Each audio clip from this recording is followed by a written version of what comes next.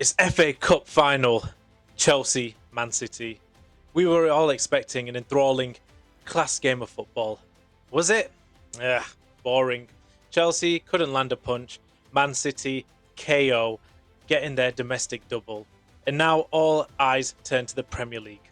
Up in Scotland, Celtic managed to grasp victory, breaking hearts.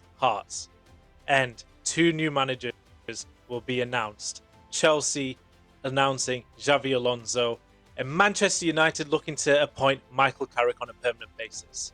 For Arsenal, it's all about the Premier League and the Champions League final. It's me and Rohit, and we're going to be dissecting, looking forward, and discussing, debating this week in football.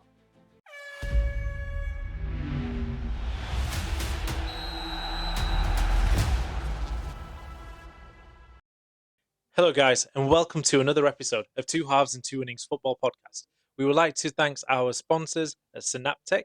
Guys, if you want to look at improving your vision in sports particularly, then please do give Synaptech a follow and look at the information for the description below where you can access exclusive discounts.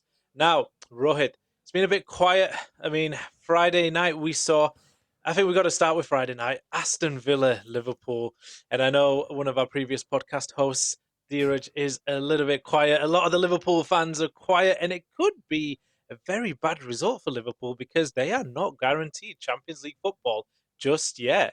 Aston Villa have secured Champions League football, finishing within at least the top 4 or 5. But, I mean, I don't know if you watched that game, but that was... I mean, what did you make of it in terms of Aston Villa and Liverpool, where Liverpool recording their 20th loss, this season? It's incredible how badly they've fallen. And 4-2, I mean, it could have been 6, it could have been 7, it could have been a lot more. It was very bad. If for Liverpool fan, I could see as a neutral as well. Is Villa were all over Liverpool. Liverpool was so shocking defensively in the midfield. And obviously at the front as well, like obviously injuries don't help anyway, right? Salah was injured, Isaac is injured, and Ekitike is injured as well. So that doesn't help. But oh my gosh, how the hell they were playing! Oh, I was thinking if I go pre-Klopp era of Liverpool, I think that actually did. I did see like that pre-Klopp era. Yeah. Like that's why I think Mo Salah came out today and said something regarding that thing. I was quite curious. What's your view on that? Because he came out and said, we want to be in heavy metal. We can't be playing like that. Well, I'm just trying to find it now because I did skim over it a little bit. I'm just trying to find it on my phone. But he did basically say that, Liverpool, it should be playing heavy metal kind of, music. It's a case of, we're not a team that only wins a few, wins at a time. We're here to win a more, we're here to at least deliver Champions League as a bare minimum. I think in a way, do you think the statement comes as a bit of a blow to Klopp? Slot, sorry, a bit of a dig. It is. Exactly. Kind of a dig of, you've treated me like this over the season. Yeah. You've put me on the bench. You've not utilized me. You've not utilized the team. But this manager took Liverpool to the title last season, and how has it managed to fall apart so quickly?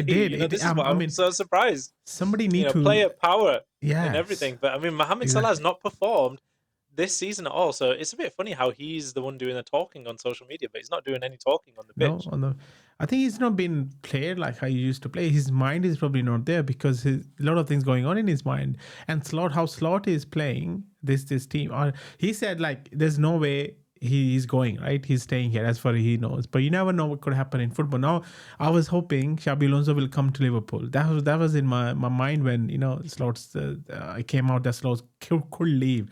I thought Alonso could be the next contender for the manager job, but he's going to Chelsea. Now it opens up again. What's going to happen to Liverpool? Who if they sack Slot, who they can have it now next season? I don't think he will last long, Slot. I think he lost the dressing room. Lost the dressing room. I couldn't believe it was quite shocking performance from Liverpool. Shocking performance. So, in between they were fine. Yeah. I'm sorry, Roth. I was just gonna say I've got the post here, so let me read it out. Yeah. And we can just kind of quickly dissect this. So don't want to spend too long.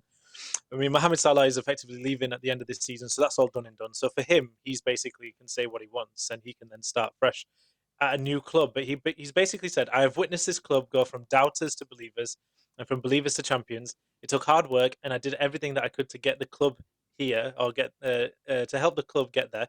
Nothing makes me prouder than that. Us crumbling to yet another defeat this season was very painful and not what our fans deserve. I want to see Liverpool go back to the heavy metal attacking team that opponents fear, and back to a team that wins trophies. That is the football I know and play, and that is the identity that needs to be recovered and kept for good. It cannot be negotiated, and everyone that joins this club would adapt that. Winning some games here and there is not what Liverpool should be about. All teams win games. Liverpool will always be a club that means a great deal to me and to my family. I want to see it succeed after I've moved on. As I've said, qualifying for the Champions League next season is the bare minimum, and I will do everything I can to make that happen. I mean, you've only got one game left. you know, it's a bit of an interesting timing how he said that, but yeah, I mean, looking at that, he's basically saying, I want to see Liverpool go back to being the heavy metal. Is that Slot has ripped up the legacy of Jurgen Klopp effectively, or the blueprint of Jurgen Klopp's era? Yeah, so I mean, that is. I think he's gone. I think he won't last. I mean, but Slot. I mean, would you say that he's gonna stay at Liverpool next season? Is he gonna be the manager to lead them into the next season? Because he seems pretty confident that he is. Yeah, I don't think, Ajay. I don't think, because if once you start losing the players, losing dressing room and losing the respect, I think that's it. I think he will go.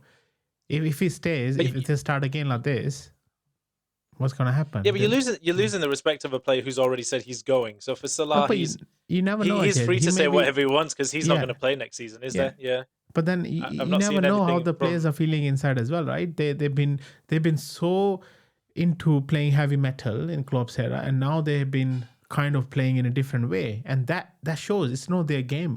If a manager keeps like Amorim, right, keeps playing like 3-5-3, 3-5-3, you guys were calling out his name, say why can't he adopt? Why can't he change? So I was quite baffling to actually understand. I want someone to analyze what happened in the preseason once they bought those new players from where they were winning the league and playing the same way. What made Slot change the whole thing? It was the new players and the players they sold as well. Like, so they're wonderful players they sold. That's true. I think there was too much transition with selling of the players, you know, with the likes of, Darwin Núñez. He wasn't a prolific striker, but, he was very good performances. Salah. Yeah, but he was part of that front three with Diaz and Salah that, clicked a little bit. Yeah. But then obviously, the unfortunate loss of Diego Jota, I mean, that must have played on a lot of players. And I think obviously a lot of players have alluded to that. It was difficult. But I mean, this is the same team that did win the first 5 games of the season and then all of a sudden capitulated in October. Yeah.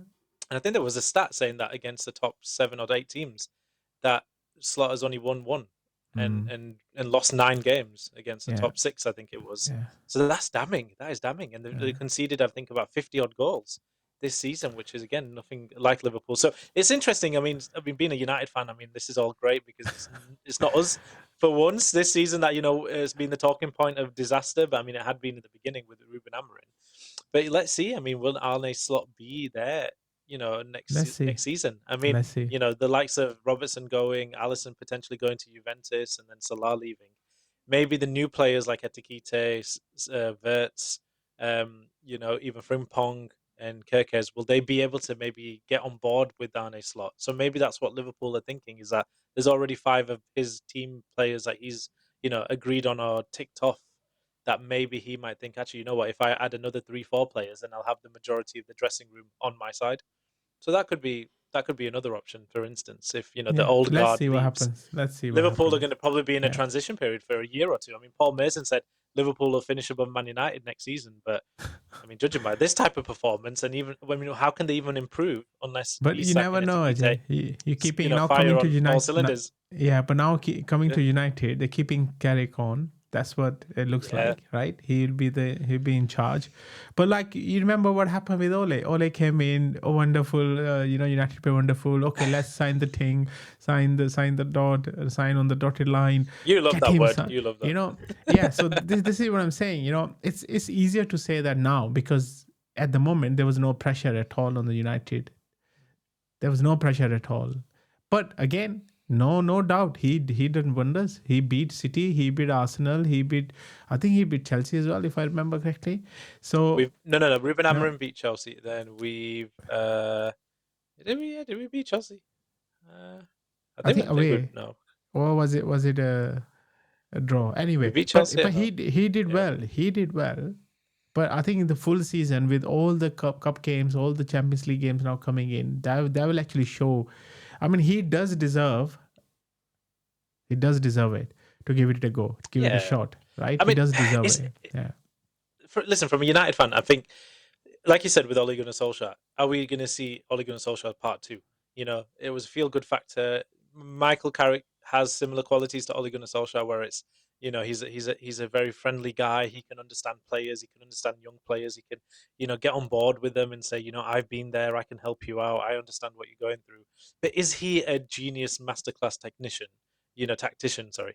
You know, I think Ollie was found out quite easily that, you know, if he's not playing counter attack football, then, you know, he would be quite easy to open up. And fair enough with Ole Gunnar Solskjaer. I mean, he had the likes of Ronaldo coming in, which probably wasn't in his plan. Defense didn't really help him with the likes of Maguire and Lindelof. They were very leaky at the back. But we played some good football under Ole Gunnar Solskjaer. And with Michael Carrick, you know, some performances which I've seen have not really inspired me, or even Amit as well, who's obviously not here today. But yeah, it's kind of put doubts in a few Man United fans where actually can Michael Carrick really grab games by the scruff of the neck and be able to, you know, grill a 1-0 or a 2-1, you know, especially after going down.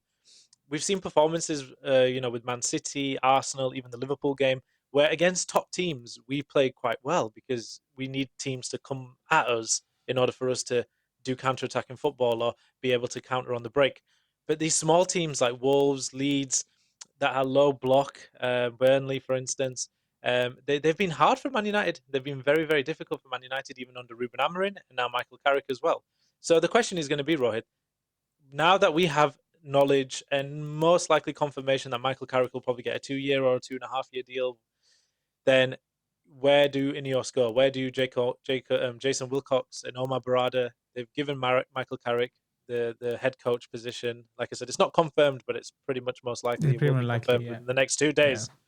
Within the next 2 days, because there's no other candidate unless I think they had a brief chat with Iriola, but it looks to be like Michael Carrick will be taking over Manchester United next season.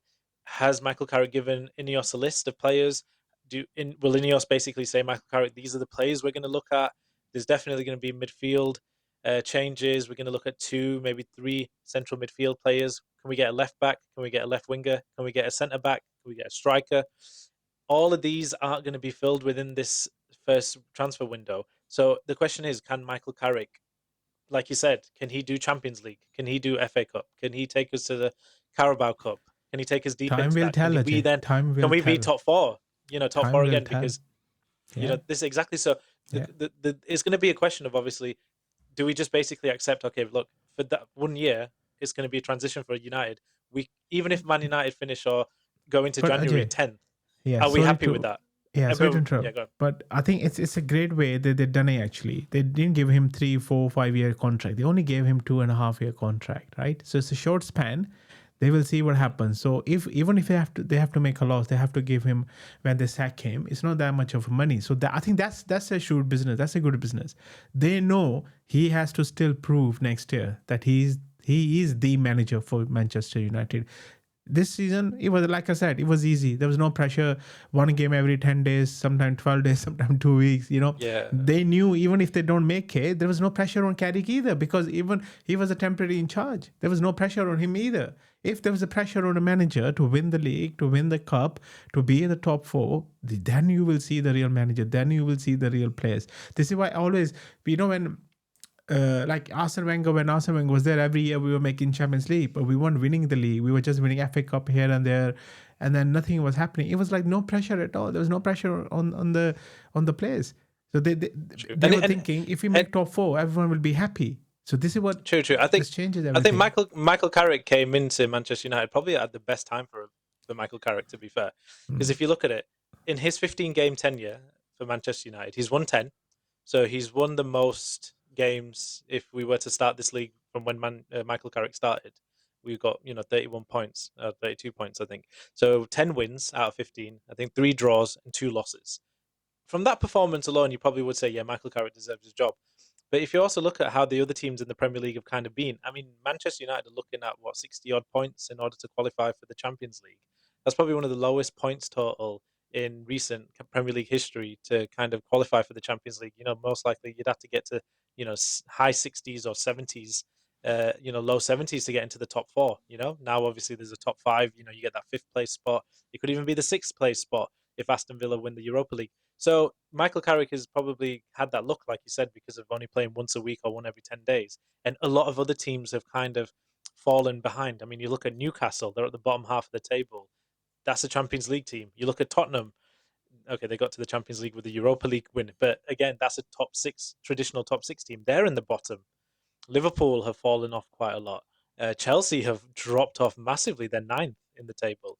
You look at teams like Brentford and Bournemouth, they're the more surprise package, and even Aston Villa, who have continuously kept on doing quite well. So for United, we've not had too many tough teams to beat because a lot of the teams have not been, like I said, doing well. It's more, like I said, the lower teams that have been a bit of a thorn in United because of, again, like the low block and the difficulty with United on breaking down teams. So, like I said, that's going to be the biggest thing for Carrick. Is I'm happy that Ineos have done it because now we can kind of say, look, okay, we've ticked that box. We've got the manager sorted out. That's the main issue, a main kind of thing you need to get sorted out. Right, we've got Michael Carrick. Get the transfer window going.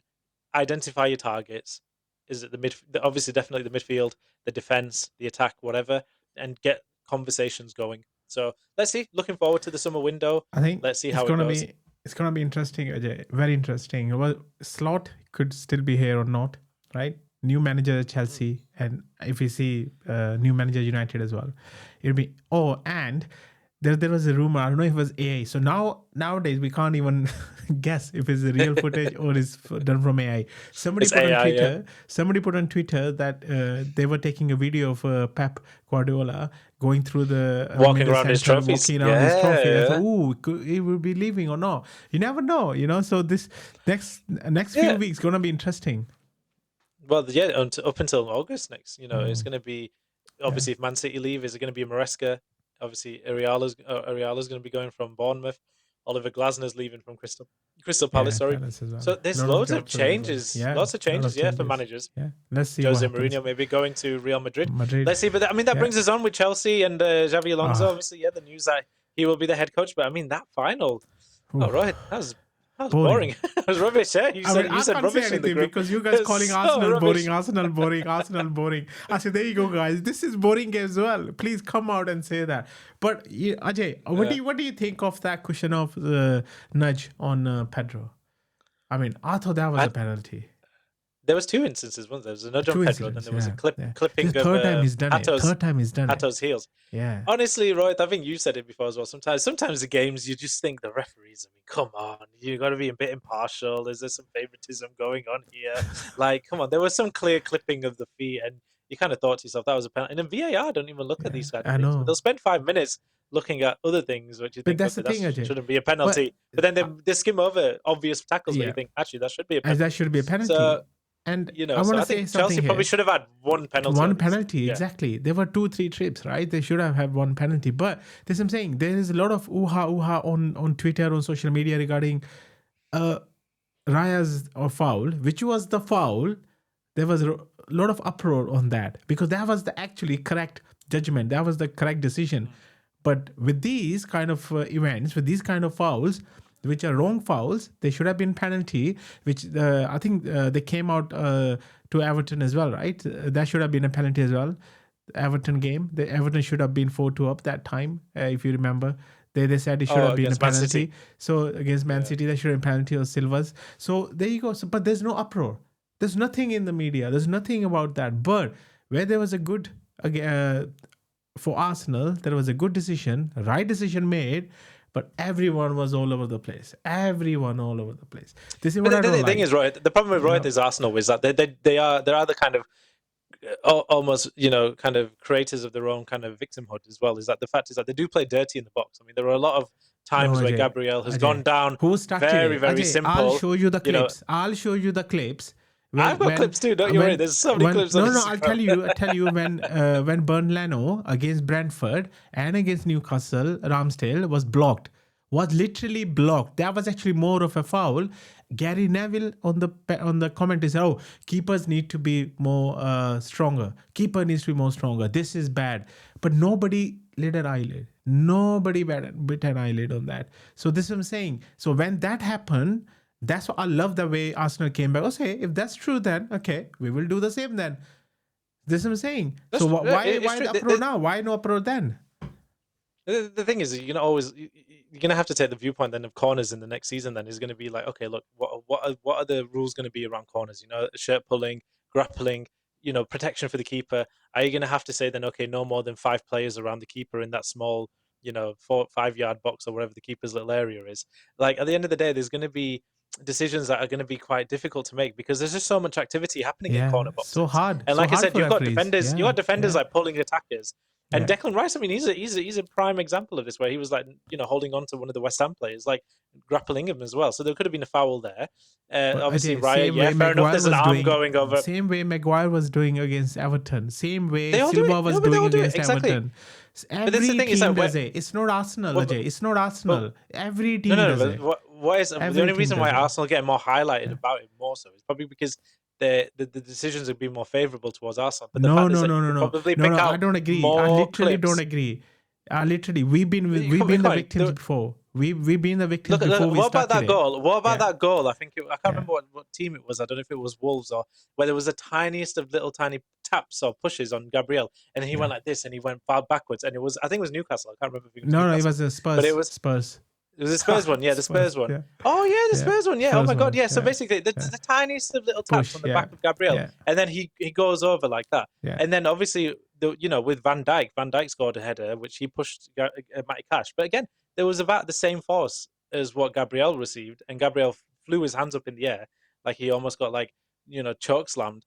Like the fact is that then that goal wasn't given, but then the Virgil van Dijk goal was given, and there's so many inconsistencies, and there is a lot of theatrics a lot of dark arts that are played by keepers and defenders. But everyone plays every that. team. I'm saying every team. It's not Arsenal. I think that the thing is that there's too much. I think it's just more highlighted on Arsenal. No, yeah, exactly. There's a lot of clickbait on Arsenal. But then it doesn't deny the fact that they do it, and they might do it also. I love us to do you it. Probably have to We've see. been too nice before.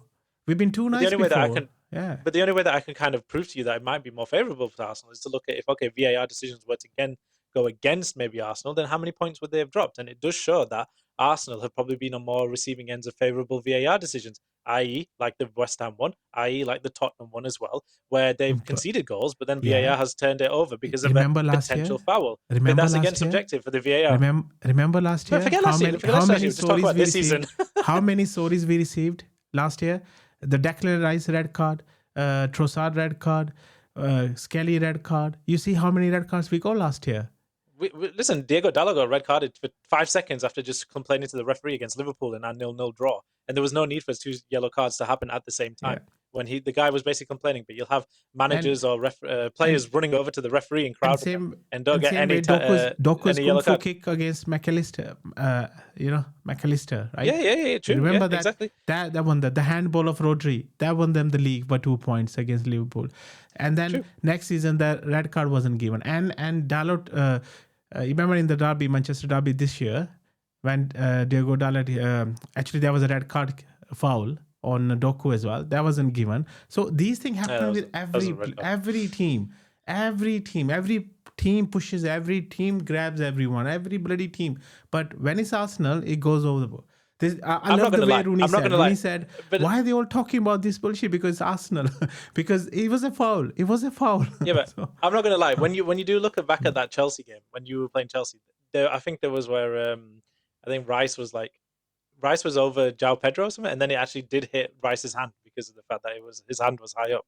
So the fact that wasn't given as well, there was a lot of kind of contention between the referee decisions between Arsenal and then Chelsea. We will never agree, Ajay, so let's move on. No, but it depends on your viewpoint. It depends on your lens that you take in it. You're gonna always you might say that Arsenal are very lucky, or you might say that every other team does it. So why can't Arsenal do it? Exactly. It's going to be a forever debate, isn't it? Exactly, but that's the thing. So what I'm trying to say is it happens with every team. Every team does it. It's just that when it's Arsenal, it get, like you said, it's highlighted more just for clickbait. Every day there's something. Like today's game, right? FA Cup. Why are they bringing a League Cup in when Birmingham City beat Arsenal? Why? What's the need of it? What's the need of it? It's between Man City and Chelsea. It's not between Birmingham and Arsenal or Birmingham against Man City, right? Why bringing that league final when FA Cup final going on? That's what I'm saying. It's just unconsciously they do that. Yeah. No, they were talking about Liam Delap's dad, obviously Rory Delap, but that was Stoke when it was against Man City, and that was in 2011. But yeah, I mean, at the end of the day, look, it was an interesting day for football. I mean, like it's my brother-in-law. Shout out to my brother-in-law. Shout out to my nephew who went to Celtic Park. Congratulations to Celtic I watched for winning that game, the man. Scottish Premiership. I watched the second half. I think that probably had more viewership than the FA Cup, man. The FA Cup was boring, but that game was so good. And that game was so good. I was like, oh my God, what could happen? You know, when he gave offside, I saw. And when Iñárritu hit the post, I saw, there you go. That's they're not lucky tonight, right? Yeah, today. They're not going to win Celtic it. do.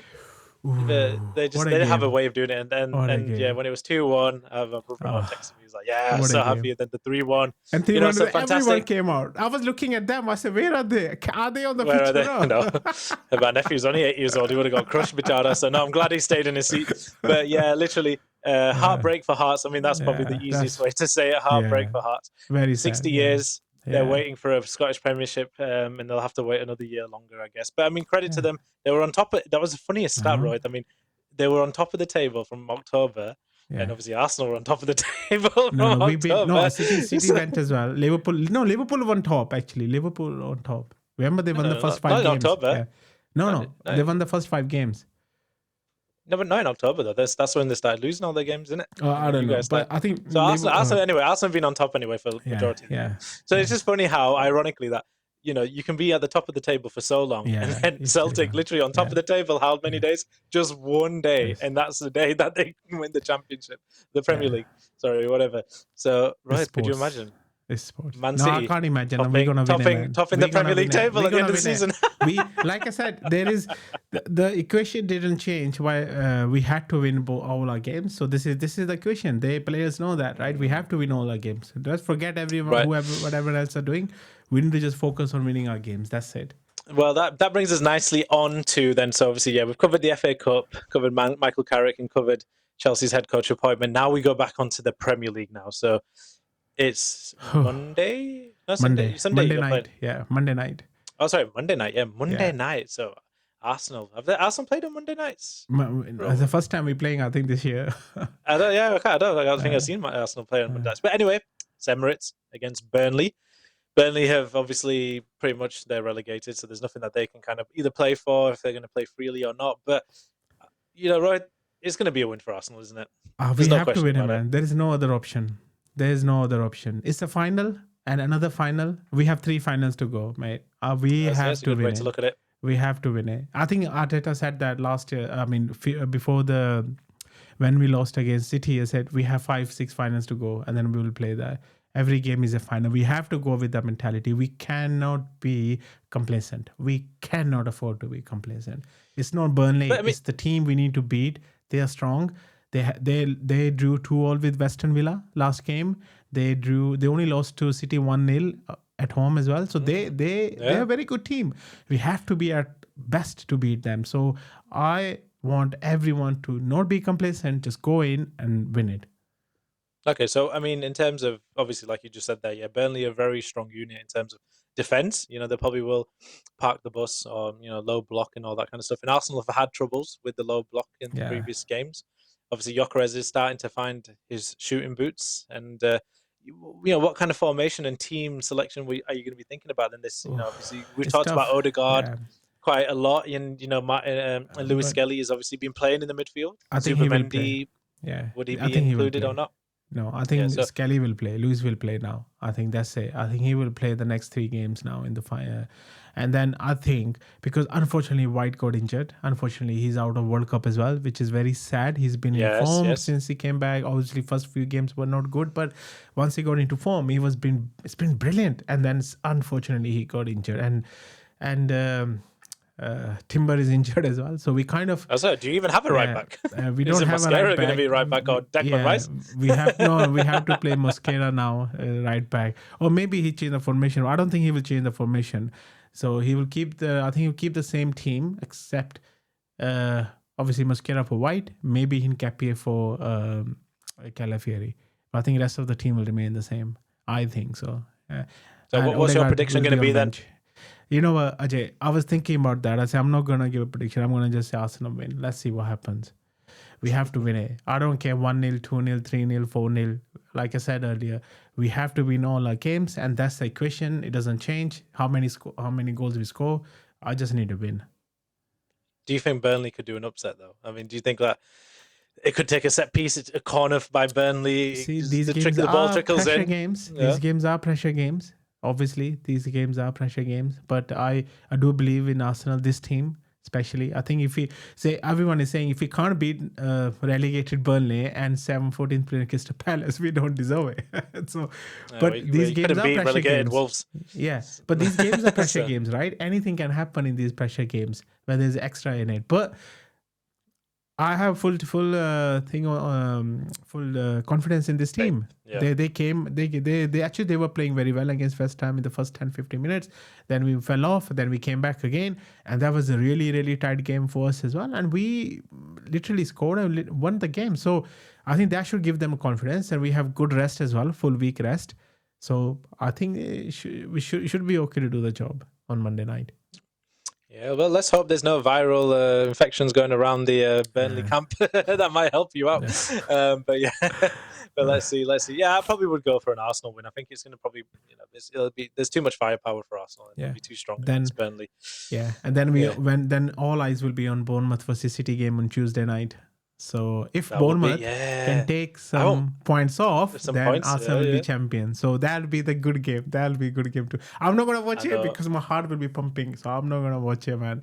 The City game. That'll be a good game. I think Bournemouth. I mean, Bournemouth have got a lot to play for as well because now that Liverpool have lost, I think they could Europe. Yeah. Yeah. Well, exactly. They could reduce the gap to 2 points. I think. Yeah. So let's see what they can do or even 1 point. I think it is. Yeah, because I know Aston Villa won't be playing the full team on the final day because they will be in they'll be Europa League, and then it's against City away. So Emery wouldn't want Arsenal to win anyway. So our whole eyes are on Bournemouth. Come on, boys, do the job, Bournemouth, and we have to do our job first on Monday night.